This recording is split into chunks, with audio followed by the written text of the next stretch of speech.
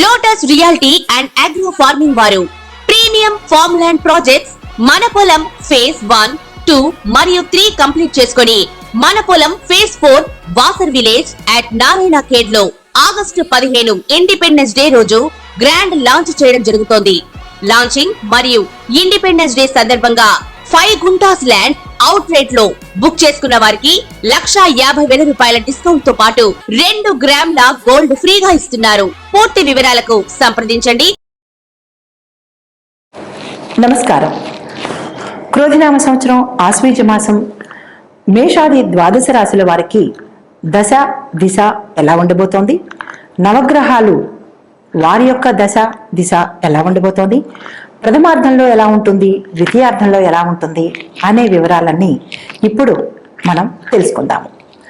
అయితే మాస ఫలితాలన్నీ ప్రథమార్థంలో ఒక రకంగా ఉంటాయి, ద్వితీయార్థంలో ఒక రకంగా ఉంటాయి. ఎందుకు అంటే గ్రహాలు చలనాలు చేస్తుంటాయి కాబట్టి మనకి కొంచెం తేడాలు వస్తుంటాయి.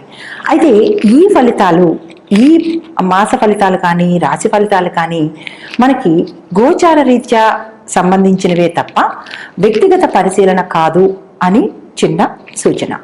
మీ వ్యక్తిగత ఫలితాలు కావాలి అంటే కనుక మీ డీటెయిల్స్తో మీ సంబంధిత పండితులను కలిసి వివరంగా తెలుసుకోవాల్సిందిగా కోరుతున్నాను. ఇప్పుడు మీనరాశి వారికి ఎలా ఉంది చూద్దాము. మీనరాశి వారికి అక్టోబర్ 3వ తారీఖు నుంచి నవంబర్ 1వ తారీఖు వరకు 4వ ఇంట కుజుడు, 7వ ఇంట రవి బుధులు, 8వ ఇంట శుక్రుడు. వీరి స్థితి వలన సమస్త జన విరోధము, భార్యాబిడ్డలకు అనారోగ్యము, ధన నష్టము, ప్రభుత్వపర ఇబ్బందులు, చివరి భాగాన కష్టములు తొలగి అంటే ద్వితీయార్థంలో కష్టములు తొలగి బంధుమిత్రులతో సుఖంగా ఉంటారు. ఈ రాశి వారికి గురు, శని, రాహు, కేతు ఎలాంటి ఫలితాలు ఇవ్వబోతున్నారో చూద్దాం. ముందుగా గురు ఫలము. సర్వ విషయములలో అంటే మీరు ఏ విషయం తలపెట్టినా ఆ విషయంలో శుభ ఫలితాలు, మనోవిచారము తొలగిపోతుంది, బంధుమిత్రులతో విరోధము, శరీర పీడ, ఉద్యోగంలో సమస్యలు, కలహములు పెరుగుతాయి, సహోదరులతో మాట పట్టింపులు వస్తాయి, శని ఫలితం మూలకంగా మనస్తాపము, భోజన సరైన టైంకి అమరకపోవట అంటే అకాల భోజనము, దరిద్రము, కష్టములు, నిత్యము కలహము, అనారోగ్యము, అన్ని రకాలలోనూ సమస్యలు మూకుమ్మడిగా దాడి చేయును. రాహు ఫలితము వలన దేశ సంచారము, నానా విధము కష్టములు తొంగి చూస్తున్నాయి. ధన నష్టమే కాకుండా ఇంటి లోపల ప్రశాంతత లోపిస్తుంది. కేతు ఫలితం వలన ధన సంపాదనలో ఆటంకములు, నేత్రములకు సంబంధించిన సమస్యలు, శత్రువుల వలన భయము, వృధా ప్రయాణము, ధన వ్యయము కలుగుతుంది. ఈ రాశి వారికి మాస ఫలితము ఎలా ఉండబోతోంది? అక్టోబర్ నెలలో కుజుడు మిథునంలో సంచరించుచుండగా పదవీ భంగము, గర్భ సంబంధిత రోగములు, ఆప్తుల వలన దుఃఖములు, రవి కన్యలో సంచరించుచుండగా జననేంద్రియాల రోగములు కలిగించును. శుక్రుడు, బుధుడు తులలో సంచరించుచుండగా సంతానాభివృద్ధి, ఐశ్వర్యము కలిగించును. సంఘంలో ఒకంత గౌరవ మర్యాదలకు లోటు జరుగుతుంది. కుటుంబంలో అన్యోన్యత వాతావరణం లోపిస్తుంది. అన్నదమ్ముల మధ్య, అక్కచెల్లెల మధ్య కొంచెం విభేదాలు వచ్చేటట్టుగా కనబడుతుంది. మాటలు ఆచితూచి వాడడం వల్ల కొన్ని సమస్యలను నివారించుకుంటాము. ఇది ప్రత్యేకమైన సూచనగా చెప్పడం జరిగింది. మీ మాట వల్ల లేనిపోని నష్టాలను కొని తెచ్చుకున్న వాళ్ళు అవుతారు. మిత్రులకు దూరం అవుతారు. శత్రువులతో జాగ్రత్తగా ఉండవలసిందిగా సూచన. తదుపరి పెట్టుబడులు పెట్టడమే మంచిదిగా చెప్పండి. రిపీట్. పెట్టుబడులు పెట్టాలనుకునే వారికి ఈ మాసం చాలా మంచిదిగా చెప్పడం జరిగింది. పార్ట్నర్షిప్ వ్యవహారాల్లో తలదూర్చకుండా ఉండడమే మంచిది. మతపరమైన విషయాల్లో మీ జోక్యం అనవసరము అని చెప్పబడింది. కోర్టు వ్యవహారాల్లో కనుక తలదూర్చినట్లయితే నష్టాలే చవి చూడవలసి వస్తుంది. మీ వైపు అనుకూలంగా తీర్పు రాకపోగా ప్రత్యేకించి మీరే ఏరి కోరి కష్టాలలోకి వెళ్ళిన అవకాశాన్ని మీరే కల్పించుకున్న వారు అవుతారు. కాబట్టి కోర్టుపరమైన విభేదాలు కానీ కోర్టుపరమైన సమస్యలను కానీ తదుపరి మాసానికి కనుక పోస్ట్ పోన్ చేసుకున్నట్టయితే మీకు అన్ని విధాల విజయం చేకూరుతుంది. తీర్పు కూడా మీ వైపే వచ్చే అవకాశం కనబడుతోంది. ఒక్క మాసం ఓపికతో వ్యవహరించండి. తదుపరి ఇప్పుడు ఏ ఏ రంగాల వారికి ఎలా ఉందో చూద్దాం. ముందుగా వ్యవసాయదారులకు ఆదాయం పర్వాలేదు అన్నట్టుగా ఉంటుంది. ఆశించినంత లాభాలు రాకపోయినా మనశ్శాంతికైతే కొదవ ఉండదు. అప్పులు చేయకుండా ఉండడమే సూచనగా చెప్పడం జరిగింది. పాత బకాయిలు కానీ పాత అప్పులు కానీ మీరు ఈ మాసం ప్రథమార్థంలో తీర్చివేస్తారు. కొత్త అప్పులకి కాస్త దూరంగా ఉండడం మంచిది. తర్వాత ప్రభుత్వం నుంచి మీకు సహాయ సహకారాలు మనీ పరంగా అంటే ఆదాయపరంగా కావచ్చు, లేదా సలహాపరంగా కావచ్చు, మీకు టైంకి ప్రభుత్వం నుంచి సహాయ సహకారాలు అందుబాటులోకి వస్తాయి. అయితే పాత అప్పులను తీర్చేసి ఈ వచ్చిన ఆదాయంతో కొత్త పంటలు వేసినట్లయితే కనుక ఆ నష్టము ఇక్కడ లాభాలుగా సూచించడం జరిగింది. వాణిజ్య పంటలు, పండ్ల తోటలు, నర్సరీ వారికి ఈ మాసంలో చాలా బ్రహ్మాండంగా ఉంటుంది. అనుకున్న దానికన్నా ఎక్కువ ఆదాయం వస్తుంది. పౌల్ట్రీ రంగం వారికి కూడా అధిక లాభాలు వచ్చే సూచన కనపడుతోంది. ఉద్యోగస్తులు సుదూర ప్రాంతాలకు బదిలీ అయ్యే అవకాశాలు కూడా గోచరిస్తున్నాయి. అధికారుల మన్ననలు పొందుతారు. గృహంలో మార్పులు, శుభకార్యాలు చేస్తారు. గృహ నిర్మాణాలు మాత్రం మధ్యలోనే ఆగిపోతాయి. కొత్తగా ఉద్యోగం అప్లై చేసుకునే వారికి ఈ మాసంలో అప్లై చేసుకున్నట్లయితే మీరు ఏ రంగానికి వెళ్ళాలనుకుంటున్నారో ఆ రంగంలో కనుక మీరు అప్లై చేసుకున్నట్లయితే మంచి ప్యాకేజ్తో మీరు సెలెక్ట్ అయ్యే అవకాశం కనబడుతోంది. పాత ఉద్యోగస్తులు, ప్రభుత్వ ఉద్యోగస్తులు, ప్రైవేటు ఉద్యోగస్తులు బదిలీ అయ్యే అవకాశం కనపడుతోంది.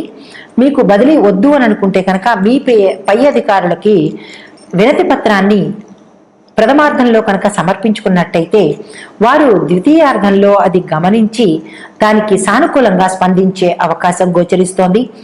వ్యాపారస్తులకు మిశ్రమ ఫలితాలు పొందుతారు. వ్యాపారాలు అంతగా కలిసి రావు. ఒక్కొక్కసారి వ్యాపార సంస్థలు మూసివేయవలసినంతటి దారుణమైన పరిస్థితి కూడా గోచరిస్తోంది.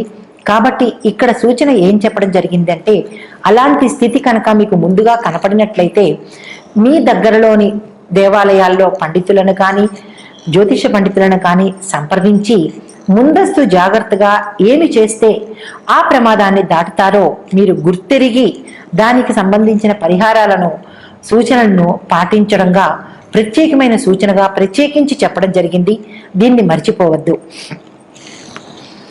కనుక కొత్త వ్యాపారాలు ప్రారంభించకుండా ఈ మాసం ఊరుకుంటే చాలా మంచిదిగా చెప్పడం జరిగింది. పార్ట్నర్షిప్ వ్యవహారాలు అయితే మాత్రం ఈ మాసం అంతా మొదలు పెట్టకుండా తదుపరి మాసంలో అంటే కార్తీక మాసంలో ఆ ఆలోచనని కనుక మీరు పునరుద్ధరించుకుంటే మంచి విజయాలు సాధించే అవకాశం కనబడుతోంది. అనుకున్న దానికన్నా ఎక్కువ లాభాలతో కూడా మీరు కార్తీక మాసంలో చవి చూస్తారు. మీ పార్ట్నర్స్ మీకు అన్ని రకాలుగా ఈ మాసంలో అనుకూలంగా ఉండే సూచన కనబడుతోంది. తదుపరి రాజకీయ రంగంలో వారికి అనుకూలంగా లేదు. ప్రజలు మీ పట్ల చాలా అసంతృప్తితో ఉంటారు. ఎన్నికల్లో పోటీ చేయకపోవడమే చాలా మంచిది. లేదు, కాదు, కూడదు, నేను చేస్తాను అని అనుకున్న వారికి ఓటమిని చవి చూసవలసిన పరిస్థితి ఏర్పడుతుంది. కాబట్టి తగు జాగ్రత్త తీసుకుంటే చాలా మంచిది. కొత్తగా చెయ్యాలి అని అనుకున్న వాళ్ళు ఈ మాసంలో రాజకీయ రంగ ప్రవేశం చేయకుండా ఉంటేనే మంచిదిగా చెప్పబడింది. తదుపరి విద్యార్థులకు జ్ఞాపక శక్తి బాగానే ఉంటుంది. పోటీ పరీక్షల్లో విజయం సాధిస్తారు. ర్యాంకుల పంట పండిస్తారు. ప్రవేశ పరీక్షల్లో మంచి మార్కులు సాధిస్తారు. మంచి ర్యాంకులను అందుకుంటారు. చదువు మీద శ్రద్ధ పెరుగుతుంది. కాన్ఫిడెన్స్ ఎక్కువగా బిల్డప్ అవుతుంది. విదేశంలో చదువుకోవాలి అని అనుకునే వారికి ఈ మాసం అంతా అనుకూలంగా ఉంటుంది. కాబట్టి ఇది చాలా మంచి సమయము. మీరు ఈ మాసంలో ఏ రోజైనా మీరు ప్రయత్నం చేయొచ్చు. ప్రథమ అర్థంలో కానీ లేదా ద్వితీయార్థంలో కానీ మీ నక్షత్రానికి సరిపడేటువంటి మంచి వారము, తిథి చూసుకొని మంచి తారాబలం చూసుకుని కనుక మీరు అప్లై చేసినట్టయితే, గణపతిని ప్రార్థించి మీ సంకల్పం చెప్పుకుని అప్లై చేస్తే కనుక మీకు తప్పకుండా విజయం వస్తుంది. మీరు అనుకున్న చోటికి వెళ్ళి చదవగలుగుతారు. కొత్త కోర్సుల్లో ఏమైనా చేరాలి అని అనుకున్న వాళ్ళు బుధవారం నాడు గణపతికి సంకల్పం చెప్పుకుని చేసినట్టయితే కనుక ఆ కోర్సుల్లో మీకు విజయం కలుగుతుంది. తదుపరి నక్షత్రాల వారీగా సూచనలు, పరిహారాలు. మరింత మనశ్శాంతి కోసము, మరింత ఉన్నతి స్థితి కోసము ఏ నక్షత్రం వారు ఏం చేయాలి చూద్దాము. పూర్వభద్ర నక్షత్రం వారు గురువులను గౌరవిస్తూ, గురువులను స్మరిస్తూ ప్రతిరోజు బృహస్పతి మంత్రాన్ని కానీ, బృహస్పతి గాయత్రిని కానీ పఠించినట్లయినా, లేదా వినినట్లయినా, లేదా నవగ్రహాల దగ్గరకు వెళ్ళి బుధుడికి బుధవారం నాడు మీరు ప్రదక్షిణలు చేసి ఆయనకి వస్త్రాన్ని సమర్పించినట్టయితే, ఆకుపచ్చ వస్త్రము బుధుడికి చాలా ప్రీతికరమైనది. ఆకుపచ్చ రంగు కలిగిన పెసలు దానంగా ఇచ్చుకున్నట్టయితే బుధుడికి సంబంధించినటువంటి ఏదైనా దోషాలు కానీ కష్టాలు కానీ ఉంటే కనుక గట్టెక్కుతారు అని సూచన చెప్పడం జరిగింది. దానికి తగిన మంత్రం ఓం బ్రూం బృహస్పతయే నమః. మరొక్కసారి ఓం బ్రూం బృహస్పతయే నమః అనే ఈ మంత్రాన్ని బుధవారం నాడు 108 రోజులకు తక్కువ సార్లు కాకుండా చదవడం సూచనగా చెప్పడం జరిగింది. బుధవారం నియమాలు పాటించండి. బృహస్పతికి ఆయనకి ఇష్టమైన నైవేద్యాన్ని సమర్పించండి. మంచి ఫలితాలను పొందుతారు. తదుపరి ఉత్తరాభాద్ర వాళ్ళు వయోధికులకు అంటే వృద్ధులకు సహకరించండి. మీ ఇంట్లో ఉన్నవారైనా లేదా వృద్ధాశ్రమంలో ఉన్నవారైనా సరే వారికి సహకరించి యథోధికంగా మీకు నచ్చినంత సహాయ సహకారాలు వారికి అందించండి. వృద్ధాశ్రమాలను సందర్శించండి. మీకు తోచిన విరాళాలను ఇవ్వండి. శనివారం నాడు ఓం శం శనేశ్వరాయ నమః అంటూ రావి చెట్టుకు 27 ప్రదక్షిణాలను చెయ్యండి. రావి చెట్టు మొదట్లో తీపితో కూడినటువంటి ద్రవ్యాన్ని అంటే నీరును కానీ, అక్కడ చీమలకు తీపితో కూడుకున్న పదార్థాలను కానీ నివేదన చేసి అవి ముట్టే వరకు మీరు అక్కడ ఉండి మీ సంకల్పం చెప్పుకొని తదుపరి ప్రదక్షిణాలు చేసుకుని తిరిగి వచ్చేయాల్సిందిగా సూచన. పెట్టేశామా వెళ్ళిపోయామా అని కాకుండా మీరు అక్కడ 1, 2, 3 చీమలు ఆ పదార్థాన్ని స్వీకరించే విధంగా చేయడమే సూచనగా చెప్పడం జరిగింది. తదుపరి రేవతి నక్షత్రం వారు ఓం బ్రూం బుధాయ నమః అనే మంత్రాన్ని బుధవారం నాడు 18 సార్లు చెప్పుకుంటూ ప్రదక్షిణలు చేయండి.